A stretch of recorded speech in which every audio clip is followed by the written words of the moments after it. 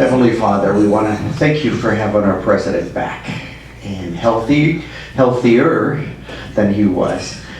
I just ask that you continue to bless those that are out there that are still feeling the effects of either COVID or health. Special prayer for Sandy Cat and my brother Patrick. Help them heal and become active like they've been in the past. In addition, oh Lord, we want to thank you for each one in this room, on the Zoom meeting, as well as all those members that can't be with us, that you put a special blessing on them.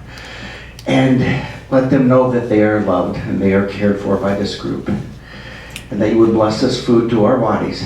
In Jesus' name, amen. Flag salute, Mike Parker. I pledge allegiance to the flag of the United States of America and to the republic for which it stands, one nation, under God, indivisible, with liberty and justice for all. Sung by Ken. My country is of thee, sweet land of liberty, of thee I sing. Land where my fathers died, land of thy pilgrims right, from every mountain side, let freedom ring. Okay, record to show, I did not do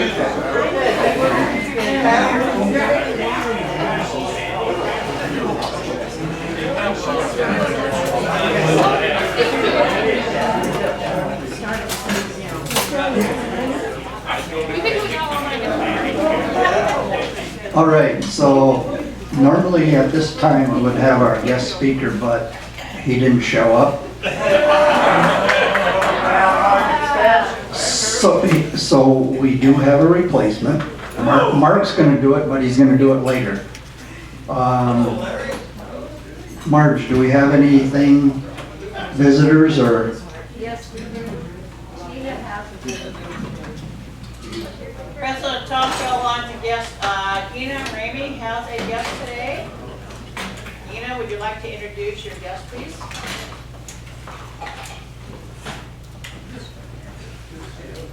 Sure. President Tom Koelsch is a guest. This is my grandson number 3, Landon Ramey. He has attended our Zoom meetings, by the way. Give him a membership app. There you go. How about Marge, do we have any visitors today? That's it. That was it. We done the drinking part? We had the program, we had a visitor. Oh, I work.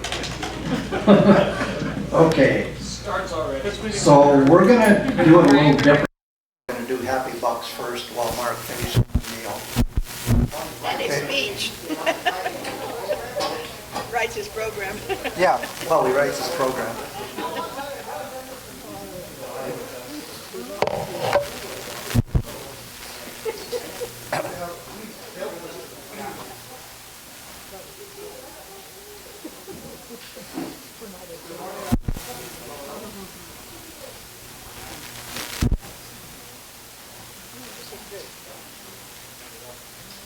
Already turned it up. Good morning, happy bucks. And I would like to, we got somebody to start off there right away. President Tom Koelsch, yes, here's $2. Dave's not feeling well today on New Year's Eve. He slipped on the ice and broke his collarbone and broke his thumb on the other hand, so it's a little hard for him to maneuver. Sorry to hear that. We got another happy buck here. 2 happy bucks. We'll take them both, you can think about them later. Acting President Tom, Pleasant acting. Tom. I'm just acting, you're right. This is a information dollar, just for those of you that were concerned. The Cougar bus did make it back into Pullman. It's not in good shape, but you know, they played well for 4 minutes, and 7 people enjoyed it. So,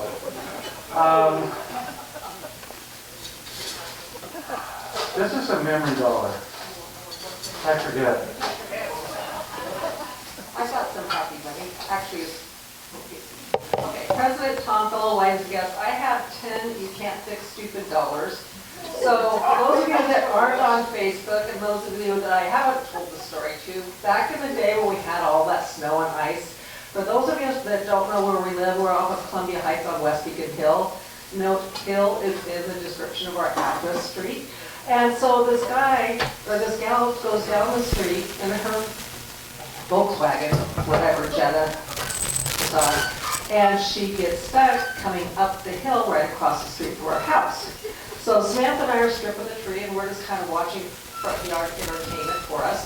And so her roommate, husband, better half, whatever he was, gets in this four-wheel drive and decides to push her up the street. So next thing you know, she's sideways on West Beacon Hill. Then she's going down West Beacon Hill, and she goes just beyond her mailbox. Samantha and I, she's recording. I'm saying, just stop, just leave it, just walk up the hill, just leave it. Oh no, her better half decides to push it up the hill. Goes sideways, goes back. I already said that, sorry about that. So anyways, the guy decides to try to save her again, drives up the sidewalk, takes out our neighbor's mailbox, takes out our mailbox, which is a walking metal one. It was smashed like that thick. I mean, it was crazy. So those of you that know, Sam knows that she's very, very minded. She's a very strong personality.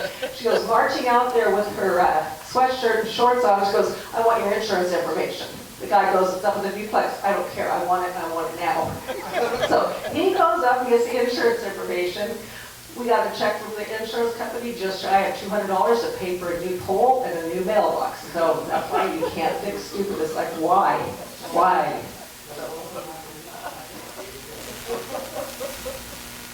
Anybody else?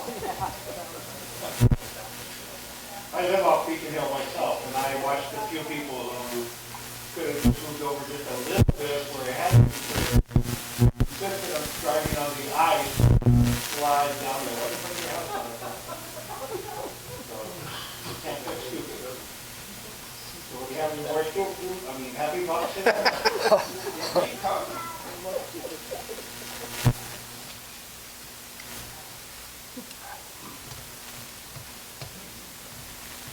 We'll stop right here.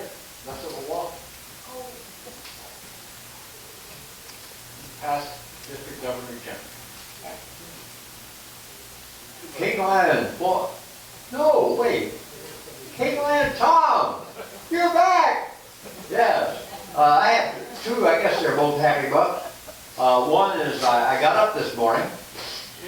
That covers it a lot. And the second one is we're sitting over here talking about war stories, me mainly talking and them listening, and brought back recollections of some of the storms I've been in the past. But now it doesn't take a storm to put me out of condition.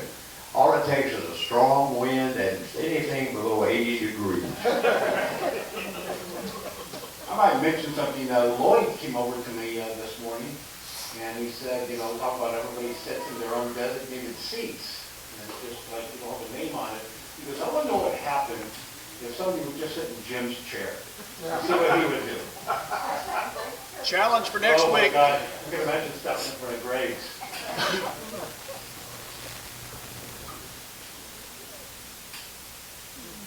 Oh, Dina. I think if I pronounce it right. You do it. President Tom, fellow Lions and guests, I have a thank you dollar for those who watched this on Facebook as we took Justice back to school to Pullman. Our way over there was, well, White House was open, we'll go that way. We got there in 8 hours, I guess, something like that. It was a long day, so we were tired. We weren't about to turn around and go back. So, unfortunately, we probably should have, because we woke up to about a foot of snow on our truck the next morning. And so we followed that mess back across the state. Passes were all closed, but we thought, okay, the closer to home, the less we have to drive the next day. So we drove to Tri-Cities. Steve had a friend in Tri-Cities who tried to get us to spend the night. No, the roads are good here. We're going to go as far as we can. Big River, they opened up the road on the westbound, westbound, they opened up the road just 30 minutes before we got there, so we shot home. And then we got home and there's all this flooding and stuff, and his mom has been evacuated and all of this stuff. So thank you for your prayers, I appreciate it. And Justin did safe at school.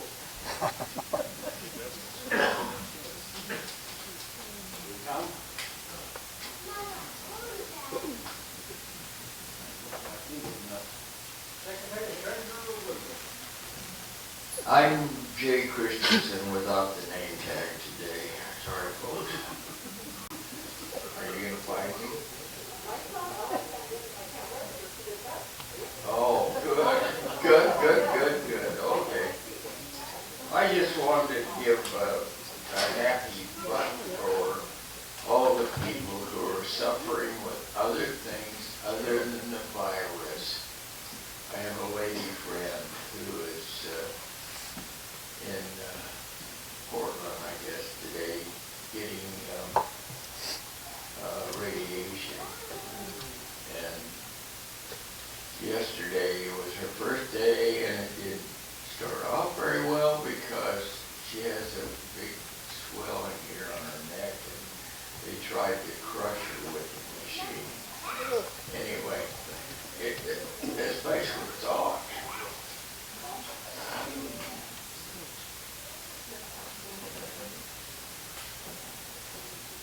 Past zone chair Greg, and a happy board member too, I think. Oh, real happy. President Tom, fellow lines and guests, this is a very happy dollar. The day after Christmas, my mother celebrated her 98th birthday. She and my sister were doing aerobics this morning.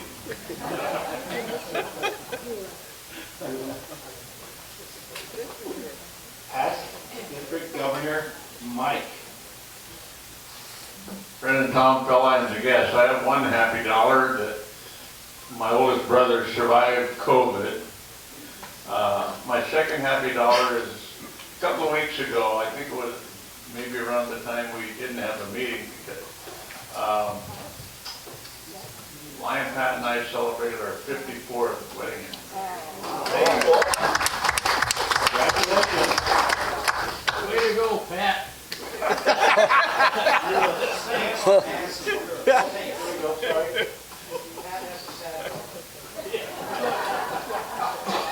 Keep them coming. I have a couple of happy dollars. President Tom. Oh, President Tom. Sorry. Were you president when I was your last? I don't know. He was president, he just wasn't present. Oh, I want to say after listening to Greg that on Christmas Eve, my stepmom turned 101. Wow. And my aunt Doris from California is also 101.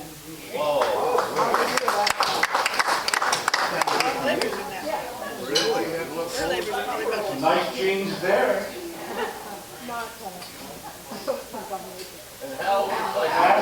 Council Chair. Hal.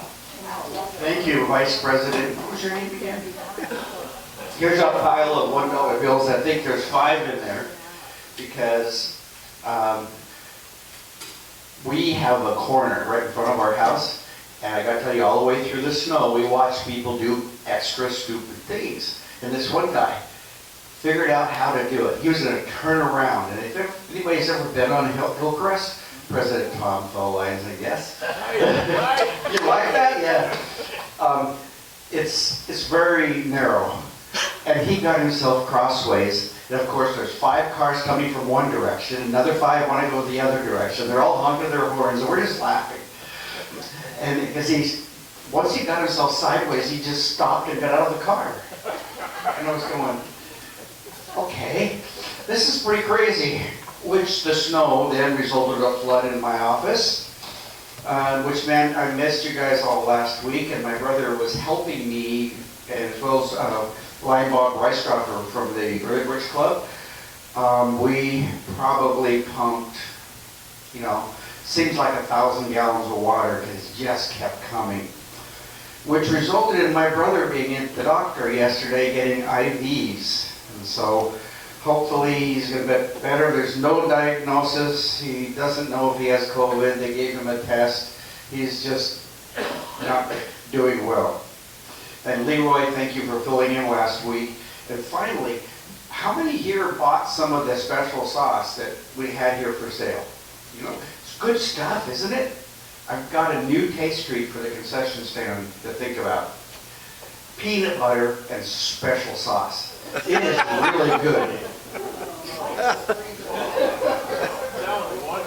Wow.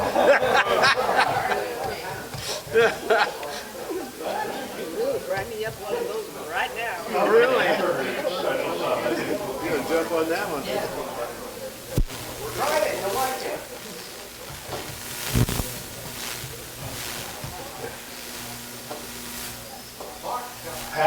Past District Governor Mark. President Tom, fellow Lions and guests. First of all, wow, Hal, special sauce and peanut butter. You really should supply more before the snow comes. Yeah. First, happy dollar. It is good to see President Tom back. It's nice to know that some people are healing up. There's been a lot of illness lately. The second dollar was going to be something different, but after hearing Cindy talk about you can't fix stupid, it reminded me that I had signed up as a volunteer for Department of Emergency Management.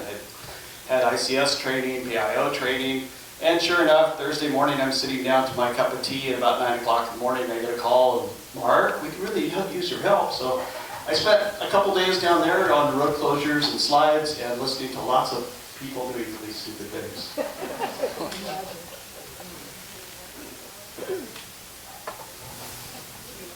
More happy dollars here?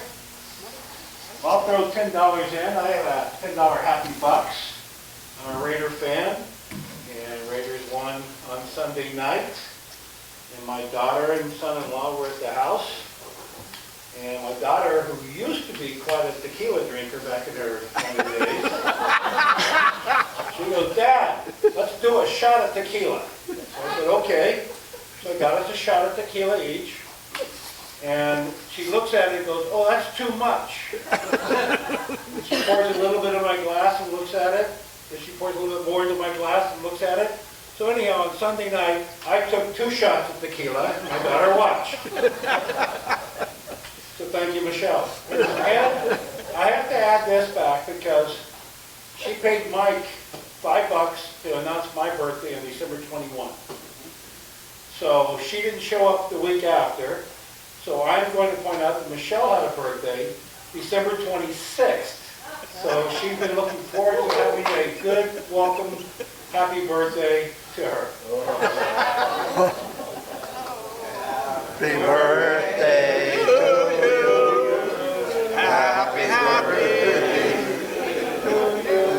Happy birthday, Michelle. Happy birthday to you. And many more. Thank you very much. What the record to show that Greg Churchill sang on the Zoom meeting.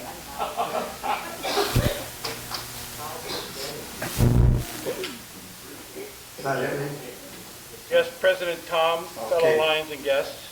Okay, I have a couple thank you notes here. We got a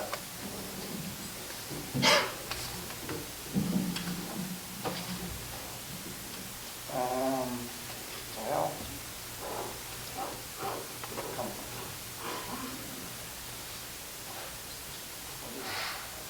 you know, Darlene, where this came?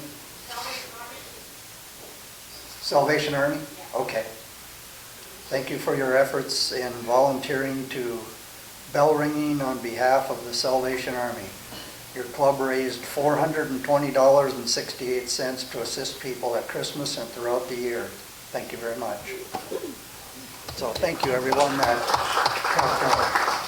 What's the 428? And then I got a thing here from Maryland. Dear President Tom and fellow Lions, I wish to thank the Longview Pioneer Lions for supporting me during this Lions year as I serve as district governor for 19G. It was an honor to speak with the club about district business, present chevrons for years of service to fellow Lions and recognize officers who have earned excellent awards. Special thanks goes to Vice President Lloyd for stepping in as acting president while Tom was ill. I am appreciative of the extra time allowed for club members to participate in a service project. As you know, the local at-home Head Start program for children, infants to preschool age, were the recipients of the Christmas reading book giveaway. I have received a special thanks from the Head Start director, Mindy Leisure, for our generous support. Thanks to all Lions who helped prepare the gift snacks. When considering my theme, A Gift of Service, I think of the Longview Pioneer Lions. You do great things serving your community, gifting others, so they will have a better quality of life. Marilyn. So she's not here, but thank you. All right, I'm gonna turn this over to Mark. President Tom, thank you. For last week, I realized I have to set this up so I don't have to use my hands all the time. You want me to get shorter? Is that what you're requesting? Before that is tall.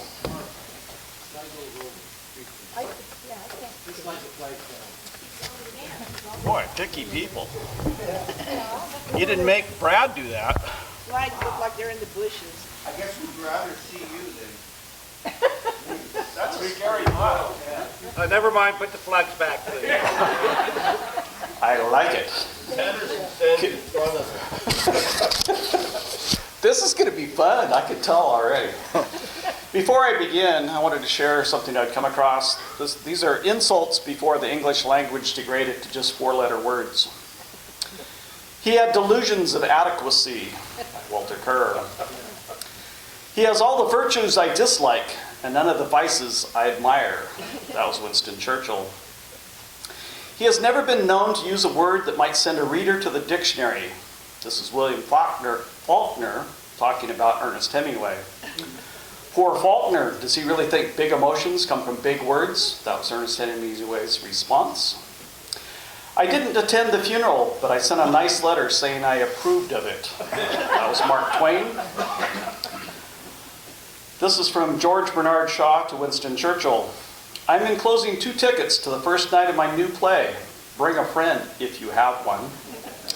Winston Churchill's response, cannot possibly attend first night, will attend second if there is one.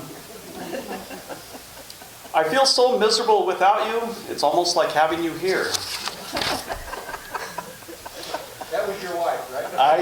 That was a Stephen Bishop. I didn't recognize the name. Some of these I don't recognize the names of the person from the quote, but I've just learned about his illness. Let's hope it's nothing trivial. He's simply a shiver looking for a spine to run up. Another Mark Twain coming up. Why do you sit there looking like an envelope without any address on it? Mae West said, his mother should have thrown him away and kept the stork. Oscar Wilde said, some cause happiness wherever they go, others whenever they go. This one could have been written about Hal. It's from Billy Wilder. He has Van Gogh's ear for music. I've had a perfectly wonderful evening, but I'm afraid this wasn't it. Groucho Marx. An exchange between Winston Churchill and Lady Astor. She said, if you were my husband, I'd give you poison. And he replied, if you were my wife, I'd drink it. Jack Leonard, there's nothing wrong with you that reincarnation won't cure. And finally, from James Reston about Richard Nixon. He inherited some good instincts from his Quaker forebears, but by diligent hard work, he overcame them. I was challenged a bit finding programs. After not much communication during the Christmas holiday season, I had 3 people pick the 18th. One of them was Don Carden, who's coming up from Arizona and could only come on the 18th, so I contacted the others. Sheriff Thurman was kind enough to move to the 4th, which was last week, and move. And then Family Promise originally moved to today, and they notified me last Tuesday that they had to reschedule their board meeting due to ice and snow. So I contacted Children's Chaplaincy, and they sounded like they were going to do it. Sent an email Saturday, and called enough to voicemail Monday, sent a message again this morning, and never have heard back. So I'm hoping that nobody's ill over there, because usually you get a response back. Anyway, long story short, you're stuck with me. So this morning, I threw together a couple of... Me, right? Yeah, I could have had Hal or Pat. Yes. Pat fortunately couldn't make it today, so those... Sorry, Hal, or sorry, Pat, if you're watching. I thought, okay, what can I talk about? I was trying to throw something together, and I thought, you know, it's been a rather interesting discovery for me the last couple of years for my biological family, so I wanted to share that story a little bit with you. I was adopted by Morris and Mary Lou Koelsch when I was 1 month old. A couple of years later, they adopted my sister, Sue, goes by Susie these days, but they were always very open about the fact that we're adopted. Even had a really interesting child's book on adoption. One half, there's 2 books in a little box set. The first one is for little kids and kind of explain things. The other was for more adolescents when you could read and keep up with that. But they were very open about all that. They had tried to conceive on their own, had some medical tests done, and Mom and all 3 of her sisters were told they'd never have children. Mom adopted Sue and I. My Aunt Margaret adopted 2 girls. My Aunt Sharon adopted a boy and a girl. And surprise, my Aunt Helen got pregnant twice and had 2 on her own, even despite what the doctors said. Although I was always curious, I never really tried to find out. Mom and Dad were great parents. They even offered to pay for me to search, but you know, they were great parents. I didn't feel the strong need to do that. My adoptive sister, Sue, and all 4 of my adopted cousins had gone out and found their biological families. Some, one in particular, was positive. Most of the others, not so much. My cousin Sarah did find a full family. Her parents had had her when she was in high school. Her parents were in high school, not Sarah, obviously. The parents of her parents told them they could not see each other again, kept them separate. After high school, and they went out on their own. They actually got back together, got married, and had 3 other kids. So my cousin Sarah has 3 full siblings and parents that were together when they found each other. As I said, some of the others, not so much. There were stories of abuse, stories of prison, marriage secrets that probably shouldn't come up, that sort of thing. My sister Sue did eventually find Stella. There was a paid investigator that looked for that. Stella was her mother. She ended up found out that Stella had 8 children by 8 different men. She liked the Navy and followed the Navy around to different bases. Didn't cooperate much with my sister when they first connected, but through a lot of work by the investigator and Sue digging herself, she did establish contact with her siblings first, still keeps in touch with 2 of her sisters. She also located eventually her father, and I met Herb at my niece's wedding. He came down, and they're spitting images. I mean, it's amazing how much they look alike. He was very grateful because he and his wife were never able to have children of their own. Unfortunately, he has Alzheimer's, and in the last 4 or 5 years, he doesn't know anybody around anymore.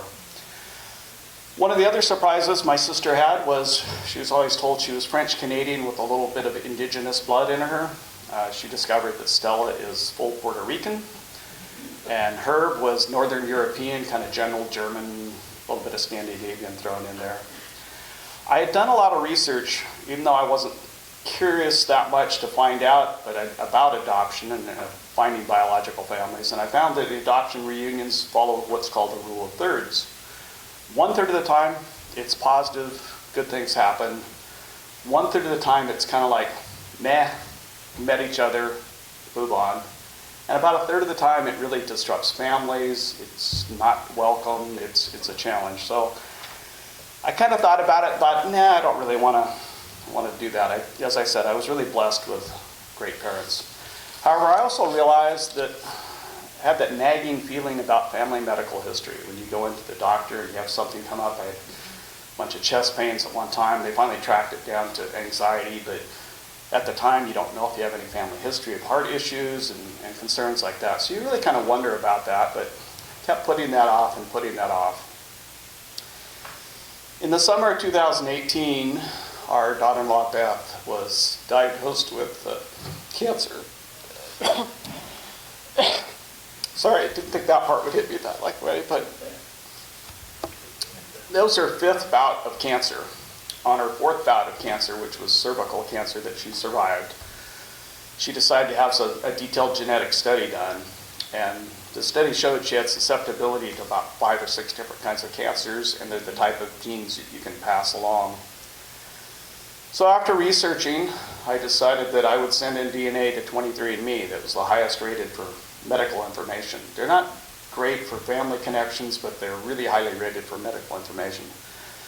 So that September, I sent in DNA to 23andMe. The good news is it came back very low risk for a couple things that I was already aware of, and nothing is really the part that or the kind that you pass along bad genes, which was really good news.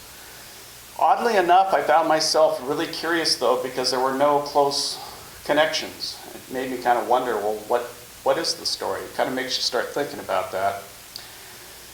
3 months later, after Beth had passed, my wife and I had our grandkids, Ian and Beth's kids, down at the beach, kind of a getaway and give Ian a break.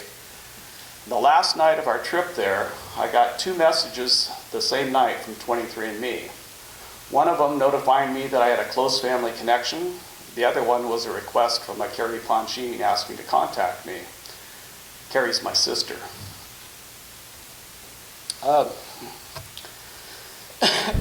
Funny how this hits you. Seemed fine when I was reading my notes at home. Anyway, it was really interesting to make that connection. We were at the beach, don't really have a good way for cellular connection or anything down there. So made arrangements when we were going to be home the next night to make a call. Didn't know what to expect, didn't know if it was going to be a 2-minute call or a 5-minute call. We spoke for an hour and a half.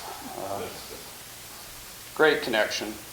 I was also rather surprised when I got my results after being told, I told you about Sue. I was always told I was half English and half Italian, and I always thought that's why I was always having trouble keeping my hands down because of the Italian side.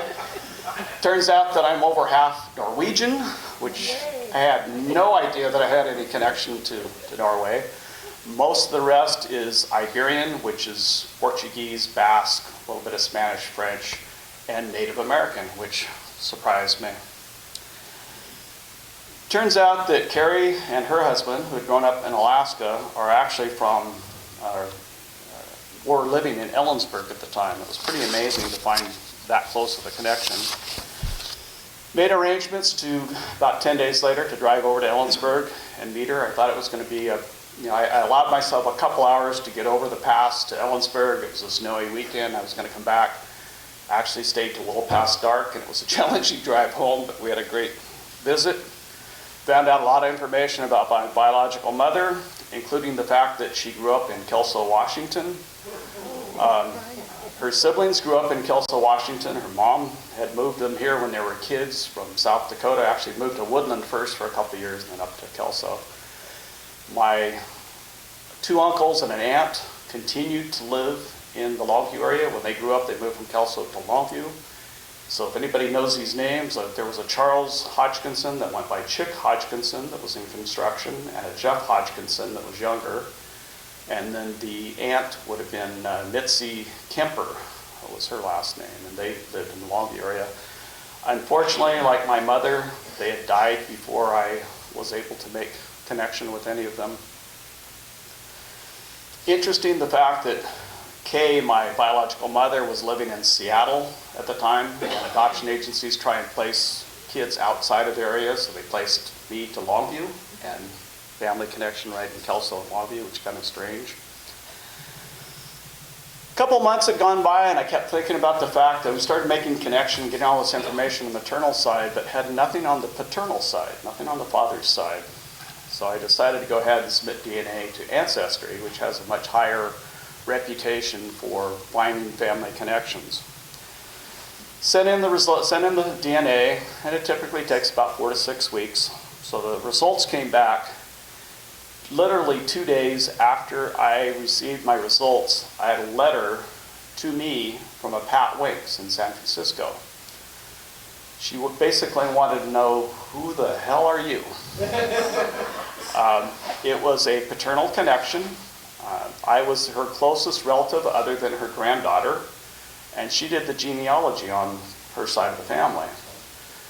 She had included a phone number in the letter, so I gave her a call, and we did a little sleuthing back and forth to try and figure things out. And kind of narrowed it down to had to be one of her first cousins, just because of how closely we were connected.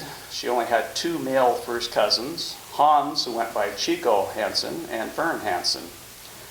Chico is deceased. He died back in the 80s, and Vern was very skeptical. Lenny, who I now know is my first cousin, had agreed to take she's the daughter of Vern and Chico's sister, Lala. She agreed to take a DNA test and confirmed that her and I were first cousins.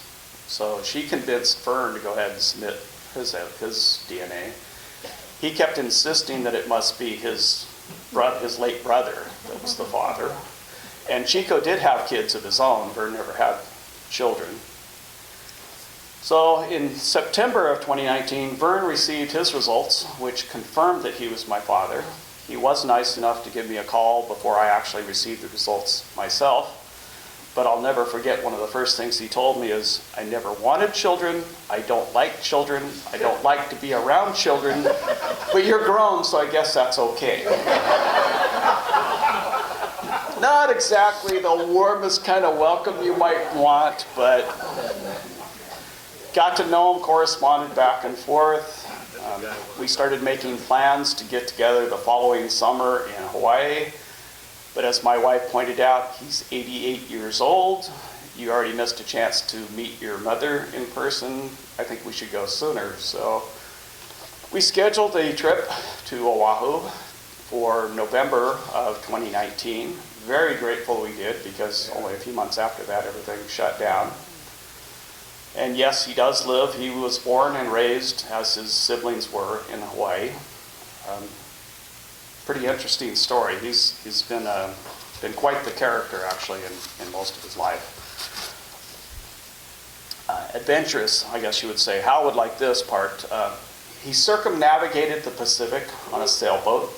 And this is late 50s, early 60s. They didn't have GPS. They didn't have telecommunication stuff. He taught himself navigation, and he was working in the marinas in Sausalito, so he got invited on some small trips and was accomplished, so he did that. Eventually sailed around the world on a sailboat after doing that. He told me that he wanted to retire first and work later, so he basically played until he was in his early 40s before he finally got a full-time job, most of which was working on high-rises, doing roofs and windows in Honolulu. Apparently has no fear of heights, no fear of a whole lot of things. And most of the time from the kind of mid to late 50s into early 80s, mostly what he did was, other than his excursion sail trips for fun and helping other crews, was to haul, as he said, rich people's sailboats from San Francisco to Hawaii for them to sail when they were over there and then back at a later time. And some of them didn't like to make the ocean voyage, and it wasn't a big deal to Vern. He got paid for it, so it was pretty nice. After putting the pieces together, pretty much figured out that I was conceived a Memorial Day weekend. When Vern was on leave from the Coast Guard and partying in Seattle at relatives' family when he was over there. And Kay was attending Seattle University at the time. In fact, I have a note here. I was going to give John Claypool a hard time. Is John on the remote? No. Yeah. John's an alum of Seattle U, so I was going to tease him about like that. I'm just going to let that one go, Terry. Probably a lot safer to let that go. It has really been an interesting discovery, looking into and finding out more information about my ancestry. Ken Botero helped me connect a little bit with the what's that? Family search program, and was able to connect with both adoptive family and biological family. My biological father, Vern, he was working for his father's family. They were a Norwegian shipping company. He was Norwegian. He wasn't a U.S. citizen at the time, only spoke Norwegian at the time. And he got, unlike his brothers, he got seasick easily. So when they stopped in Hawaii, he jumped ship. He met a nice Cuban woman. My paternal grandmother, Vern's mother, was the daughter of the then Cuban ambassador. He was a pretty well-to-do Cuban family until Castro came in, and they were on the wrong side of all of that. Interesting character I've learned. She could read, write, and speak 7 languages. She could also read Sanskrit, and she lived to be 101 years old. Vern grew up multilingual, English, Spanish, Norwegian, and French, which dramatically helped his travel across the world, because wherever they stopped, he could usually find somebody he could communicate with. On the maternal side, I'm still putting pieces together, but I have a second cousin who does genealogy research for Standing Rock Sioux tribe. That is my ancestry on the Native American side. So I've put together quite a bit of information on that that's been really helpful. And as I had mentioned, I did have in my notes, Ken helped me making some connections on some of that. I am planning to return to Hawaii this probably April or May. I was going to go last April for Vern's 90th birthday, but COVID made that a little bit difficult.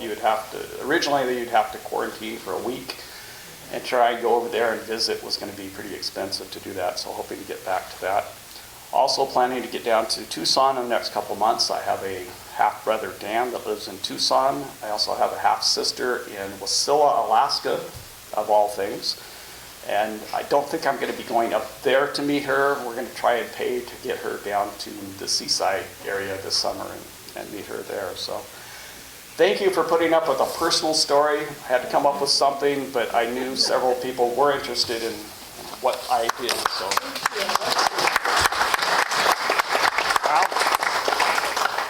First question is, would you do it again? Yes, I would.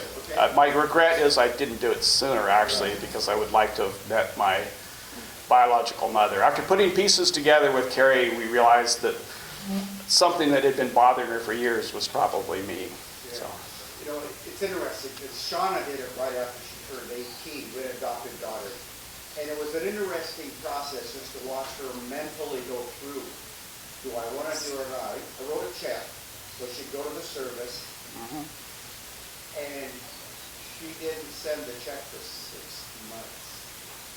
You know, so if anybody here knows of adopted things, it's an amazing process to go through. I mean, your story is way out there, especially with 17 brothers and sisters. Is that what I heard? 17 brothers? No. But I still want to know, why do you have black eyebrows and gray hair? I'm confused about that. Who knows? I don't know what side that comes from. This is the Indian side, right?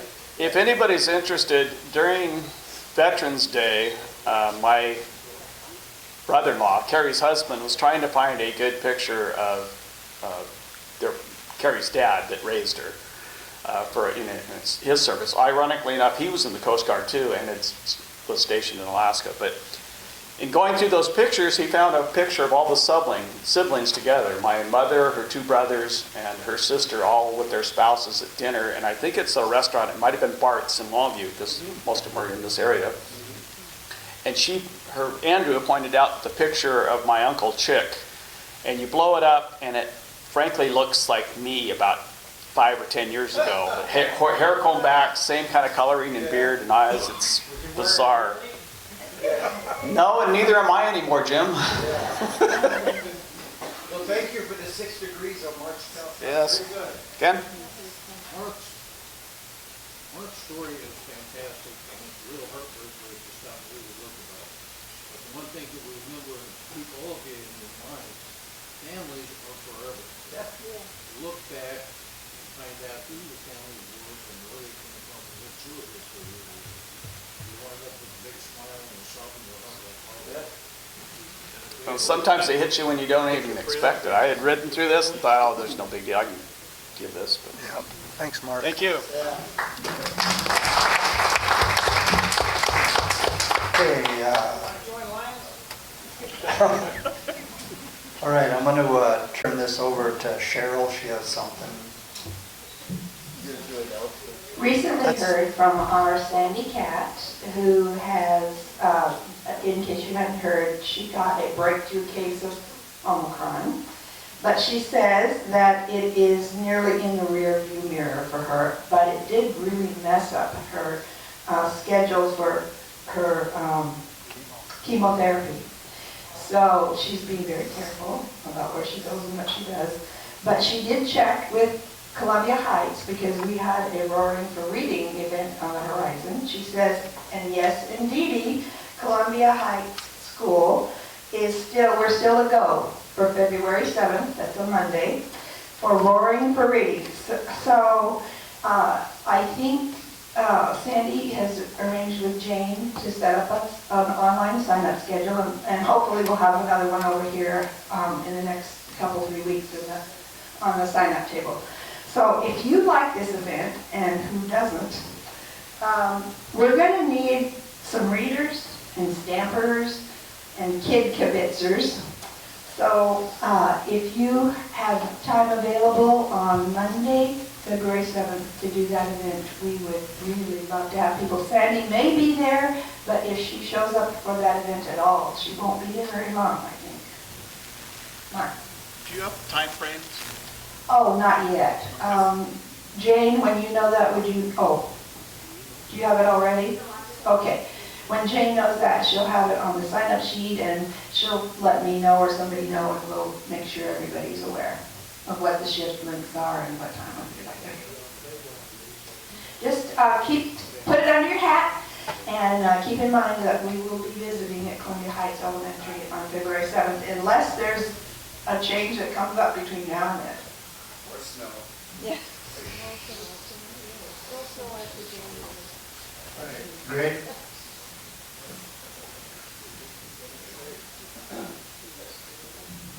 President Tom Koelsch, I guess, got a few announcements here. First one, Marilyn Patterson is not here today. She'll be back next week. I have registration forms for her conference, so anybody that wants one, just come see me. Got those. Normally, tomorrow evening would be Sight and Hearing Foundation meeting.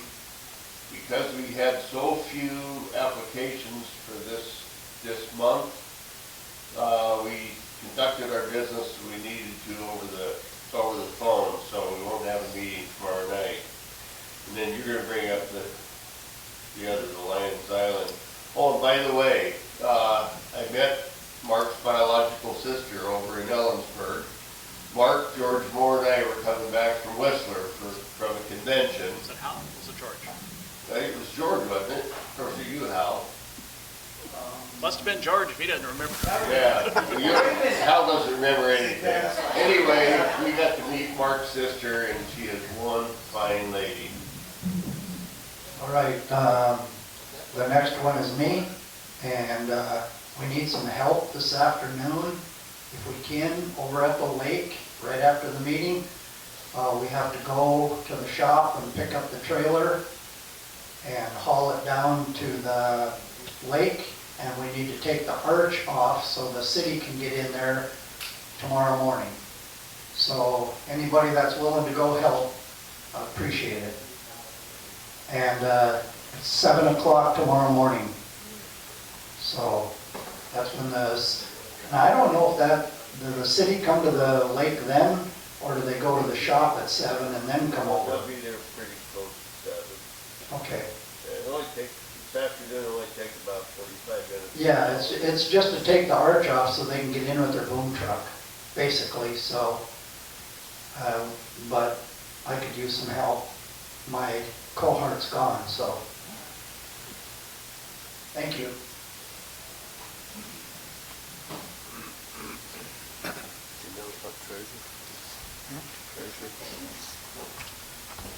No.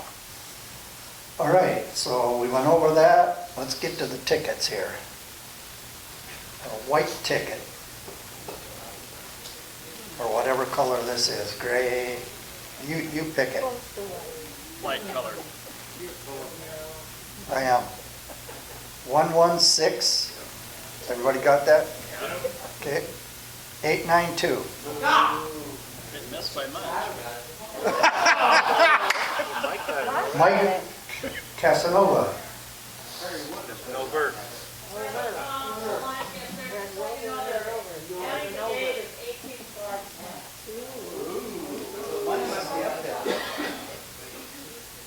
What's the amount? By next week, I'll have an amount for you.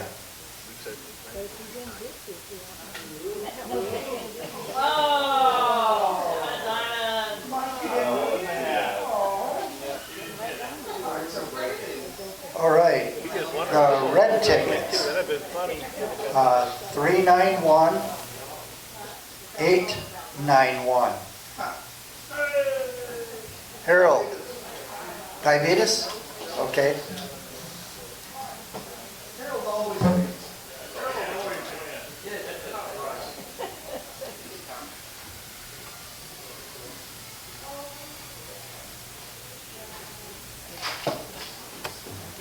All right, does anybody have anything else? Jay. Oh, dessert. Yeah, okay. Jane? President Tom, first pick today goes to Dina. And whatever's left over goes to Ken Mark. What?